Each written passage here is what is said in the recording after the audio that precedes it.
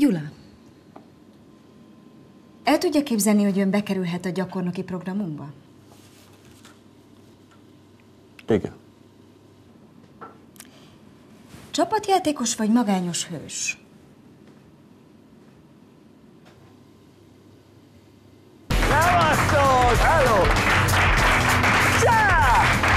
Ez mi? Játszótéret, vagy mi a fasz? Szevasz! De nem nézzél vagy. Igen! Oda! Menjél labdát szedni, húzzá innen a francba!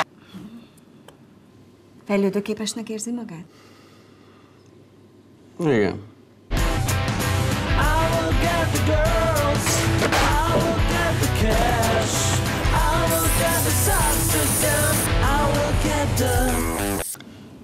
Nyelveket beszél? Baszomat! Komolyan! Picsába! Igen. Oda nézzél, mi a szaradot? Szokott-e és szeret-e a munkahelyén kezdeményezni?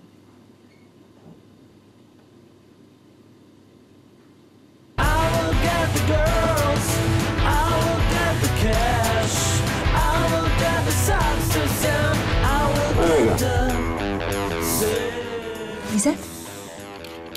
Igen. Parancsoljon. Hol látja magát 3 év múlva? Hol volt az elején ez a cég? Hagyja el a halál volni a kibaszott cégnél! És onnantól kezdve, hogy idejöttem! Szedd, földön!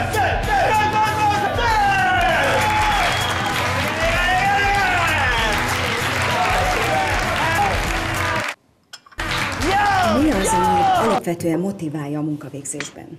Igen.